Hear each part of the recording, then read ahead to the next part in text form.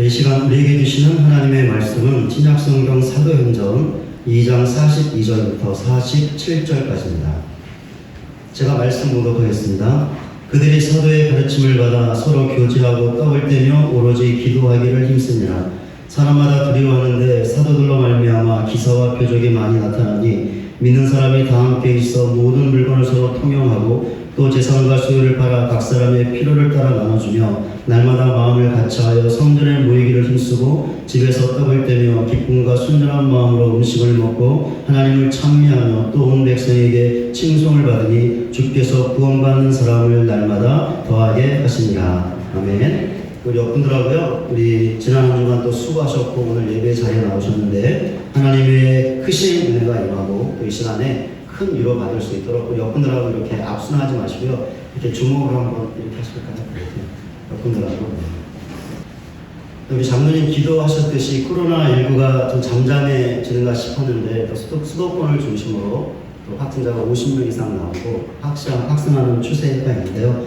많이 지치고 힘들고 어려운 상황 가운데 계속해서 나라의 민족에서 기도해 주시고요. 너무 낙심하지 마시고 또 믿음과 기도로 승리하는 우리 모두가 되었으면 좋겠습니다.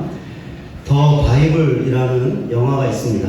2013년에 미국에서 성경을 토대로 만든 영화였습니다. 우리나라에서도 기독교 방송인 CBS에서 방영되는데요. 오순절 성령 강림 사건이 나오는 부분을 잠시 영상으로 보도록 하겠습니다.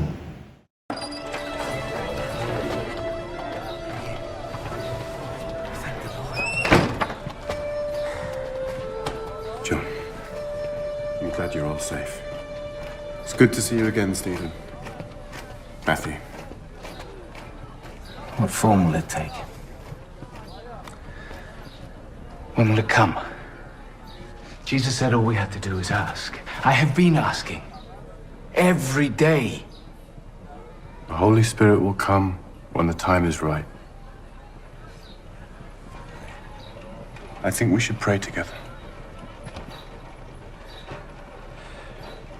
Our Father, who is in heaven, hallowed be your name.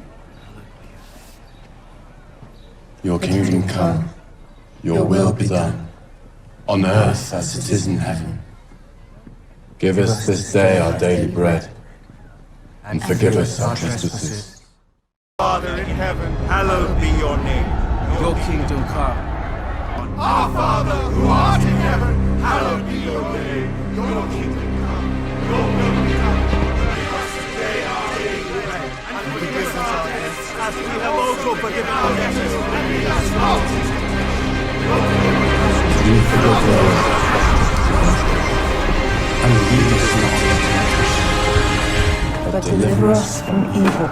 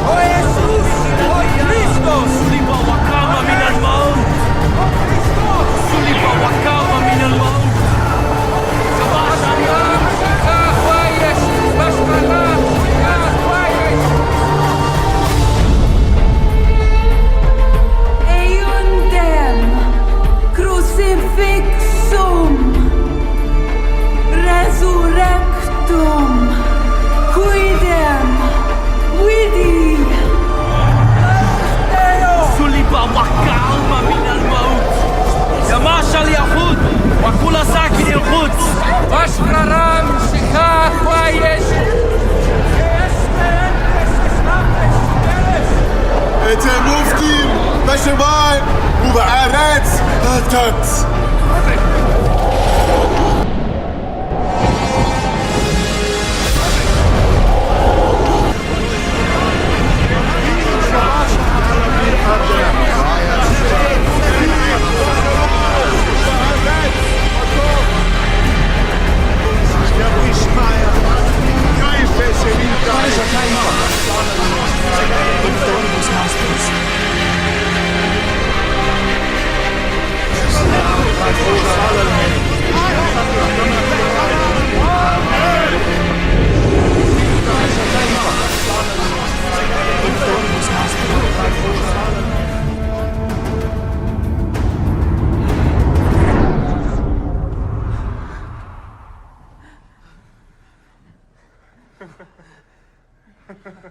How can we speak those languages?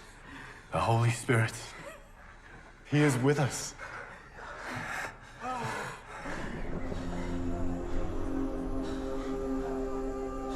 Now we can leave this place.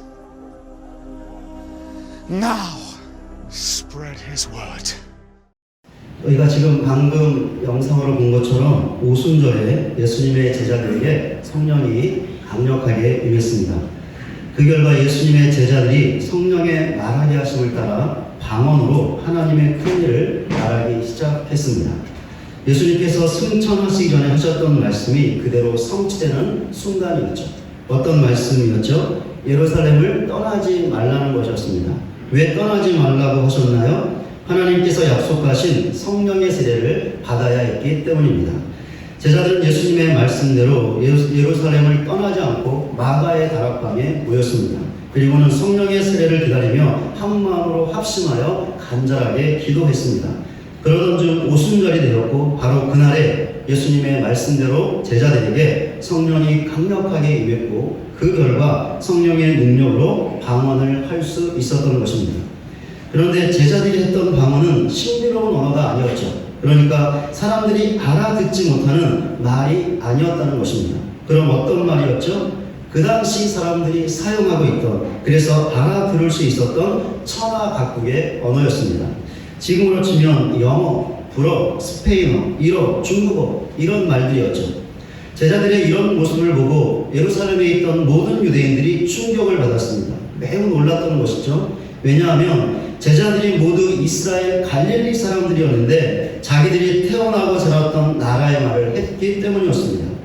제자들은 천하 각국의 언어를 배우거나 사용해 본 적이 전혀 없었죠. 그런데도 능숙하게 그 언어들을 말했습니다. 그러니 그 말을 알아들었던 모든 유대인들이 매우 놀랐던 것이죠. 만약에 저도 지금 제가 이 자리에서 제가 전혀 배우지도 않았고 사용하지도 않던 나라의 말을 한다면 여러분들도 놀라게 될 것입니다. 아니 저뿐만이 아니라 여러분 모두가 지금 거리에 나가서 다른 나라의 말을 하게 된다면 우리가 하는 말들을 알아듣고 또한 우리가 그 말을 전혀 배우지 않았다는 사실을 아는 사람들은 우리를 보고 매우 놀라게 될 것입니다. 어쨌든 이 사건을 계기로 예수님의 제자들은 예수님의 말씀대로 그분의 증인이 되었고 그 사명을 감당하게 되었습니다. 그 시작이 베드로의 설교였습니다. 베드로의 설교는 예수님에 대한 것이었죠. 그러니 그의 설교는 예수님을 증거하는 설교였습니다. 그 결과 유대인들 중에 회개하고 예수 그리스도의 이름으로 세례를 받았던, 즉 예수님을 주님과 그리스도로 믿게 된 사람들이 있었습니다. 그 수가 무려 3,000명이나 되었습니다. 예수님의 제자들을 포함해서 겨우 120명 정도였던 신자의 숫자가 한순간에 26배로 불어나는 놀라운 역사가 일어났습니다. 그리하여 하나님의 백성으로서의 교회가 시작되었습니다. 그런데 이때 교회가 처음으로 시작된 것은 아니었습니다. 왜냐하면 교회는 이미 구약 시대에서부터 있었기 때문입니다. 그러니까 하나님의 백성으로서 이스라엘 민족이 바로 교회였던 것이죠. 그렇다면 오순절 성령 강림으로 교회가 시작되었다는 말의 의미는 무엇일까요? 무엇이냐면 하나님의 백성으로서의 교회가 성령 충만한 그리스도의 몸이 되었다는 것입니다.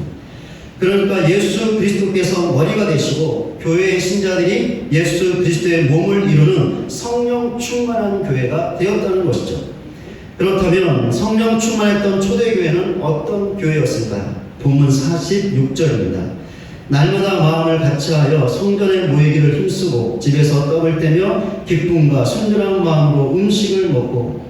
성령 충만했던 초대교회는 무엇보다 모이는 교회였습니다. 어디에서 모였죠? 성전에서 모였습니다. 또한 각 가정에서도 모였습니다.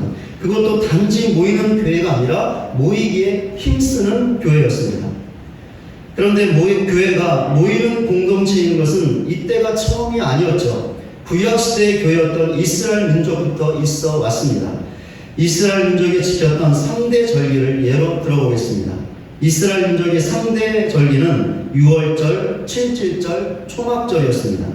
이 세 가지 절기는 절기로 모이는 때와 목적과 방법이 달랐습니다. 영적인 의미도 다르죠. 그런데 공통되는 것이 하나 있었습니다. 무엇이냐면 성회로 모이는 것이었습니다.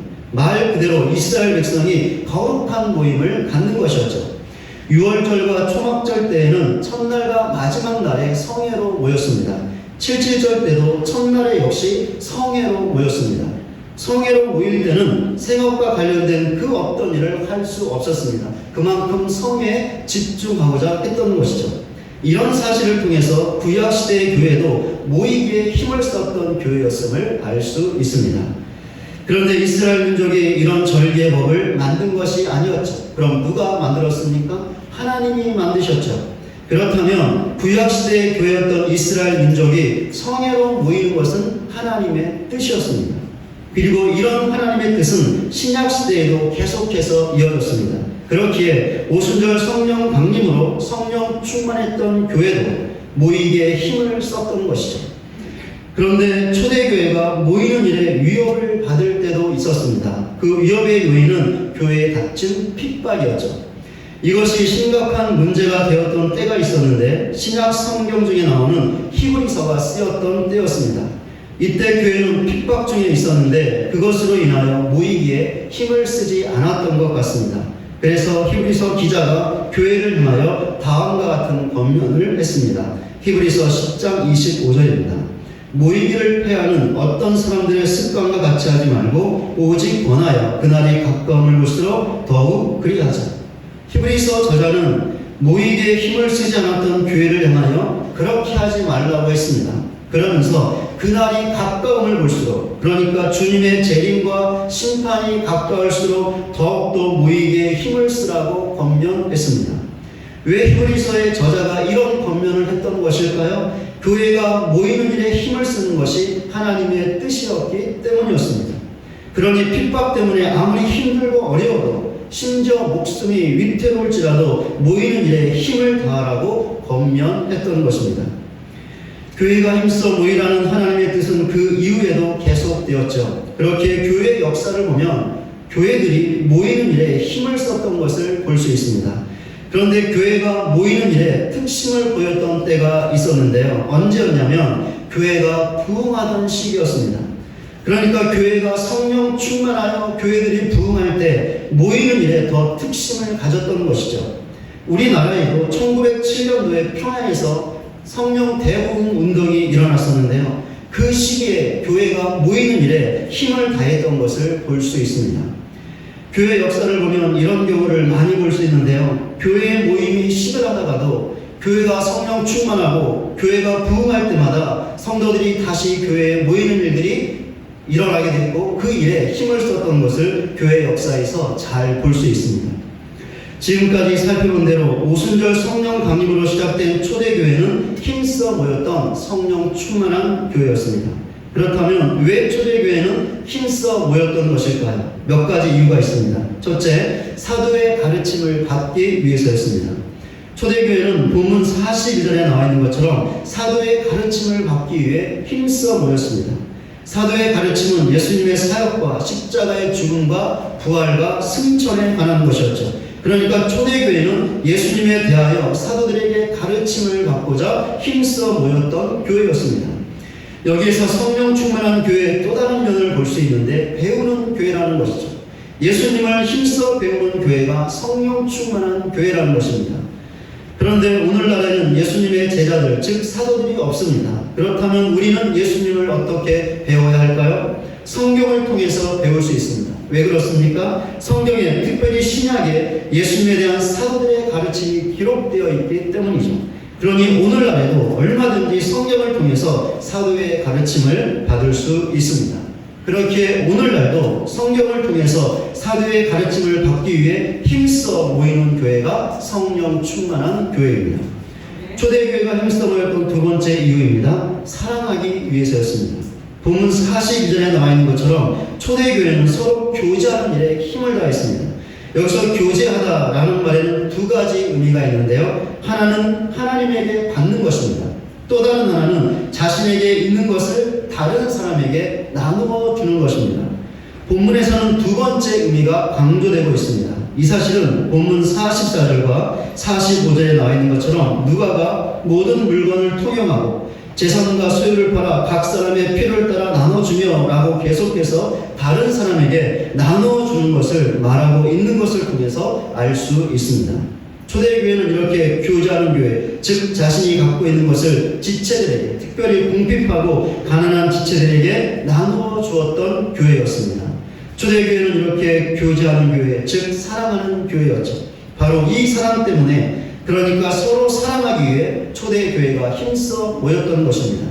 여기에서도 성령 충만한 교회의 또 다른 면을 볼 수 있는데, 힘써 사랑하는 교회가 성령 충만한 교회라는 것입니다.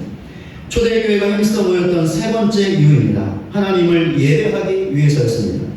본문 42절에 나와 있는 것처럼 초대교회는 떡을 떼며 기도하는 일에 힘을 다했습니다. 여기서 떡을 떼는 것은 성만찬을 의미하고, 기도는 개인 기도보다는 함께 모이는 기도회를 의미합니다. 또한 초대교회는 본문 47절에 나와 있는 것처럼 성전이나 가정에서 모일 때마다 하나님을 찬미했습니다. 초대교회가 모일 때마다 하나님을 찬미하고 성만찬을 하고 기도회를 했다는 것은 그 교회가 예배하는 교회였음을 보여주고 있습니다. 그렇다면 초대교회는 예배하기 위해 힘써 모였던 교회였습니다. 여기에서도 성령 충만한 교회의 또 다른 면을 볼 수 있는데, 힘써 예배하는 교회가 성령 충만한 교회라는 것입니다. 초대교회가 힘써 모였던 마지막 네 번째 이유입니다. 복음을 전하기 위해서였습니다. 본문 47절에 나와 있는 것처럼 초대교회는 주께서 날마다 구원받은 사람을 더하셨던 교회였습니다. 여기서 사용된 동사는 계속적인 동작을 나타내는 시제를 갖고 있습니다. 그러니까 구원받은 사람들이 더해졌던 것이 어느 특정한 날에만 있었던 것이 아니라 매일매일 계속해서 있었다는 것이죠. 그런데 주께서 더하셨다고 해서 초대교회가 아무것도 하지 않았다는 것이 아닙니다.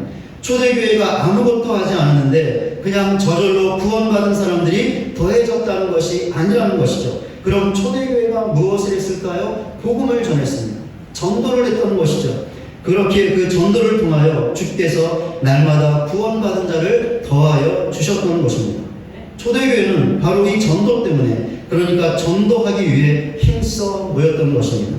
여기에서도 성령 충만한 교회의 또 다른 면을 볼 수 있는데, 힘써 복음을 전하는 교회, 전도하는 교회가 성령 충만한 교회라는 것입니다. 지금까지 살펴본 대로 초대교회는 힘써 모이는 교회였습니다.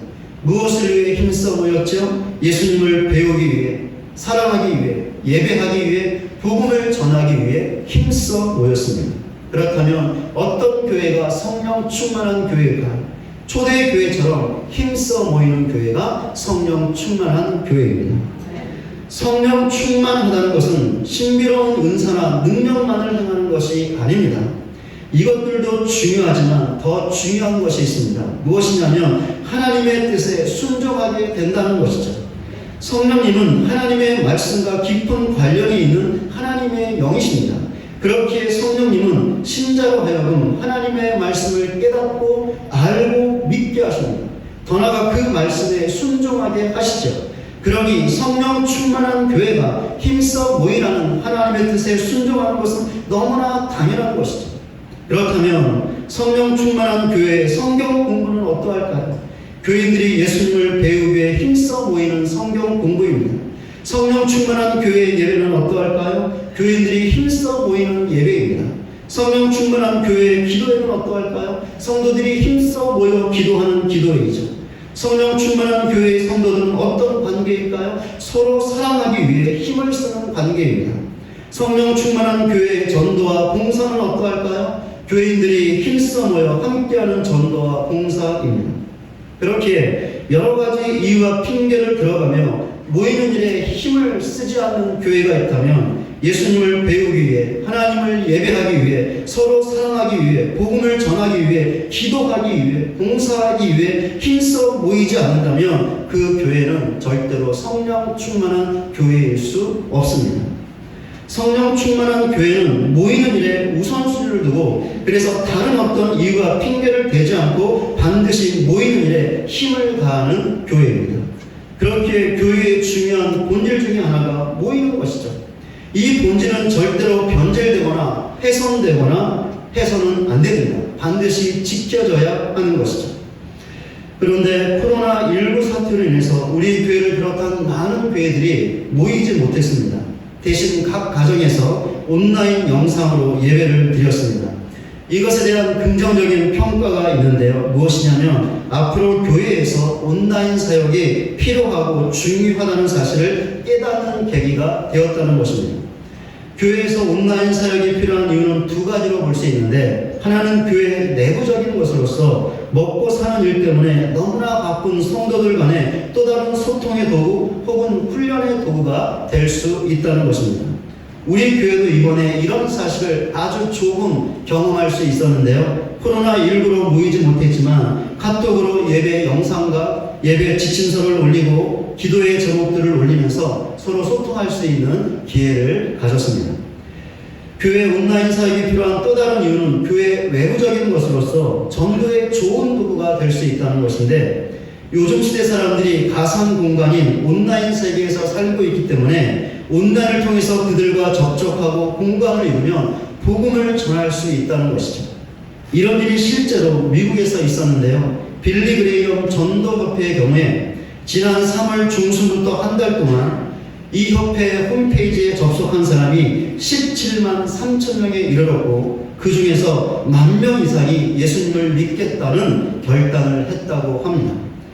이런 현상에 대하여 에드 스테츠라는 분은 이렇게 말을 했는데요. 역사적으로 우리는 발과 대면 방식을 통해 행하는 복음 전도를 늘 생각해왔다. 그러나 21세기 사람들은 전자와 아바타가 포함될 수 있다는 것도 괜찮다고 느낀다라는 말을 했습니다. 그러니까 요즘 시대 사람들은 반드시 얼굴을 대면하지 않더라도 온라인을 통해서 복음을 듣고 예수 믿어 구원받을 수 있다는 것이죠. 온라인 사역이 교회에 필요한 두 가지 이유를 보면, 교회가 온라인 사역을 적절하게 사용하면 성도들 간의 교제와 복음 전도에 효과적일 수 있다는 것을 알 수 있습니다. 그러나 온라인에 이러한 장점이 있고, 그래서 온라인 사역을 준비하고 시행할 수 있지만 우리 교회도 앞으로 이렇게 할 것인데요. 그러나 교회의 본질은 온라인이 아니라는 것입니다.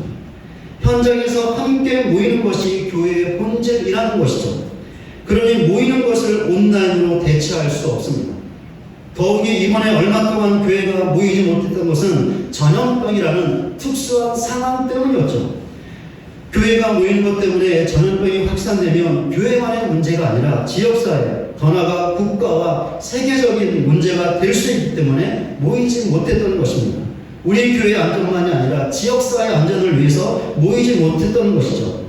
다행히 상황이 많이 좋아져서 교회가 다시 모일 수 있게 되었지만, 우리가 한 가지 사실만은 잊지 말고 확고하게 붙잡았으면 좋겠습니다. 무엇이냐면 전염병이라는 상황 때문에 불가피하게 모이지 못했던 것이지, 힘써 모이라는 하나님의 뜻이 취소되어서 모이지 않아도 되기 때문에 안 모였던 것이 아니라는 것입니다. 만약에 이번 상황이 전염병이 아니라 핍박의 상황이었다면 무슨 일이 있더라도 교회에서 모였을 것입니다. 왜 그렇습니까? 교회의 본질은 모이는 데 있기 때문이고 이것이 하나님의 뜻이기 때문이죠. 그렇기 때문에 성령 충만한 교회는 이 교회의 본질에 충실합니다. 그래서 성령 충만한 교회는 힘써 모입니다. 힘써 모여 예수님을 배우고, 힘써 모여 하나님을 예배하고, 힘써 모여 서로 사랑하고, 힘써 모여 함께 기도하고, 힘써 모여 봉사하고, 힘써 모여 예수님을 증거합니다. 그렇다면 우리 교회는 어떤 교회일까요? 그리고 우리 자신은 어떤 성도일까요? 모이는 데 힘을 다하는 교회일까요? 우리 자신일까요? 그래서 배움의 자리마다, 예배의 자리마다, 사랑의 자리마다, 기도의 자리마다, 전도와 봉사와 섬김의 자리마다 힘써 모이고 있을까요? 제가 답을 드릴 수 있지만 여러분 스스로 한번 답을 해보시기를 바랍니다. 우리 교회와 우리 자신이 성령 충만할 수 있게 달라고 간절하게 기도하시기 바랍니다. 예수님의 제자들도 합심으로 간절하게 기도할 때 약속하신 성령을 받았습니다. 그러니 우리도 한 마음으로 성령 충만을 위해서 기도해야 합니다. 왜 기도해야 할까요? 성령 충만해야 힘써 모일 수 있기 때문이죠. 그렇습니다. 성령 충만하면 모이지 말라고 해도 모입니다. 예수님을 배우지 말라고 해도 배우죠. 하나님을 예배하지 말라고 해도 예배합니다. 서로 사랑하지 말라고 해도 사랑하죠. 기도하지 말라고 해도 기도하고, 전도하지 말라고 해도, 봉사하지 말라고 해도 전도하고 봉사합니다. 성령의 능력이 임하면 이렇게 되는 것이죠. 그리고 이 일을 위해 힘을 다해 모이는 것입니다. 그러니 모이는 일을 등한시하고 모이는 것에 나태해 있는 분이 있다면 반드시 자신을 돌아보며 성령의 충만을 위해서 기도해야 할 것입니다. 계속해서 게을러 있거나 나태해 있어서는 안 됩니다. 물론 제가 코로나19라는 상황을 무시하고 이런 말씀을 드리는 것이 절대로 아닙니다. 아까도 말씀을 드렸지만 지금은 전염병이라는 특수한 상황에 놓여 있습니다. 그렇기 때문에 지난번처럼 코로나가 또다시 크게 확산되고 유행해서 하루에 확진자가 수백 명씩 생겨난다면 또다시 교회에서 모이지 못할 수도 있습니다.